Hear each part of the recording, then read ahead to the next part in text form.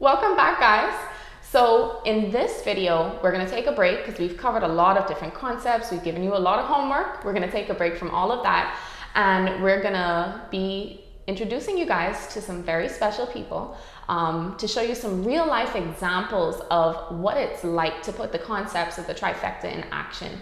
So these are people who have set their mindset right, they had their consistency, they were accountable to a goal, and all of them were not able to just achieve or exceed their goal. They were able to actually maintain it and create habits that they've been able to stick with for life. Now, before we go forward, let's recap. We talked about how to get started using the trifecta method. We talked about mindset and setting goals. So if you haven't watched those videos, please go back and watch them because it's going to make these upcoming videos that much more impactful. So now we want to introduce you to three very special people. We have Omar, we have Jaleesa, and we also have Kriston. These three people were recent participants in another program that we've had called the Transformation Challenge. And all of them were able to achieve really dramatic results through, like we keep saying, mindset, accountability, and consistency. Now, I could tell you their stories myself. It's best you hear it right from the horse's mouth. So check out the following clips and you can hear their stories. Like about, I would say like midway through, like I got a shoulder injury and I couldn't work out for like about a week, and I was like, you know what, since I can't work out, let me just be more like determined in the diet side, which is the hardest thing to do, by the way. Going to the gym, I think it's probably the easiest part, but the diet for that week was like ridiculous, and I was like, you know what, I'm gonna get through it. And I tend to be kind of social with my friends, and so going to parties and drinking and having a good time, yeah, I love to do that too. So I was like, I just have to be a little bit more cognizant of how much I drink or how much I eat, or try to be a little bit more considerate, as in, even if I do mess up, not sweating it and just being like, okay, move on to the next day, because you're not gonna have good days all the time. So it's like, shoot, don't dwell on it, just keep it moving. Well, right now my lifestyle is fun. So I like going out with my friends. I like being sociable. So now I just pay a little bit more attention to what I do when I go out, or like try to have a meal before I go to dinner so I don't like overeat.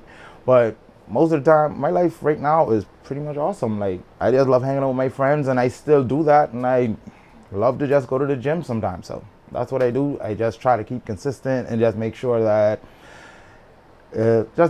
like I get everything in that I need to do, and don't sweat the small stuff. Don't sweat when I eat bad. Just keep it moving and just say, okay, I ate bad that day, so let me do better the next. Basically, I have a medical condition called spinal stenosis, which is arthritis in the spine, and a lot of people use their pain as the reason why they can't work out or they can't do this, but it's your mindset. At the end of the day, if you want to do something and you have the right mindset towards it, you can set your goals and you can accomplish it. So with that being said, I actually wanted to push myself, because some days are very painful, and some days you decide, oh, I'm not going to get out of bed, I'm not going to do an extra push-up, I'm not going to take this supplement, or I'm not going to eat healthy. But at the end of the day, if you know that it's beneficial for you and you could benefit most from it, then you should push yourself. At the end of the day, you still have to have a mindset that if I eat these fatty foods, how am I going to look after I lay down and not exercise, not go the extra mile the next day? Like, you really have to keep a mindset that, okay, looking at me in the mirror, what do you want to look like at the end of the day? So that's one of the #1 challenges you face, and in order to keep that mindset, you could do daily pictures. Fitness Connection also has a good program with that too, holding you accountable for your picture takings, basically before and after. So I mean, just challenging yourself, because you get compliments from people when they see you every day. Oh, you're looking good. Oh, you're losing weight. So if you need somebody to actually help you, Fitness Connection is also there for that too, to guide you along the way, give you some confidence builders.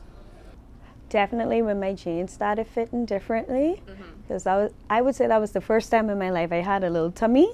So I was like, okay, I have to do something about this.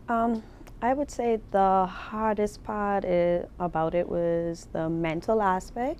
You know, you have to keep motivated, keep positive. So that was the most difficult part for me. I think I probably had a physical roadblock. Once I changed my eating, like the weight just was falling off. But then I started to slack off on my working out a bit, and then I was like, okay, I lost the weight, now it's time to tone, I need to get more mass. So I definitely had to, you know, get back in the gym, lift more. So. Now, wasn't that inspiring? We see that each competitor had different targets, different goals, and different roadblocks. And when they were able to learn so much from the challenges, like we talked about earlier, taking losses as lessons and learning from those experiences. And now they're, Christy's able to go and have drinks and not feel bad and live a happy life. Isn't that what we all want? Exactly. And even down to Omar, getting a diagnosis like that and then still being able to keep pushing. That's really relatable because I'm sure all of us have had some kind of injury or something going on in our lives. But at the end of the day, if you really want something, you can't just let yourself give up on it. Especially if, like in that case, that's actually going to help you feel better at the end of the day. So I'm sure you guys see how they did it, and we want you guys to be able to do the same thing. And these are everyday people. That's why we wanted you to see it for yourself. They're not athletes, they're not professional bodybuilders. They're everyday people with jobs and responsibilities, and they were able to families. And they were able to set their targets and reach their goals, and you can as well. So I'm sure now that you guys can see how special of an opportunity this is, us doing this class with you guys and launching the Get Fit Accelerator. And as much as we want to help as many people as possible, that's honestly our goal at the end of the day, for this particular class, we're only able to accept a certain amount of students so that we can make sure that you guys get the personal help that you need. So if you really want to be a part of it, make sure you guys join the early bird list and keep an eye out for when the Get Fit Accelerator launches so that you can have your best chance at getting a spot in the class.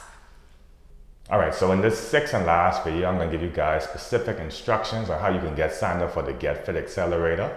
And we're also going to answer some of the common questions that you may have. So stay tuned for the next video.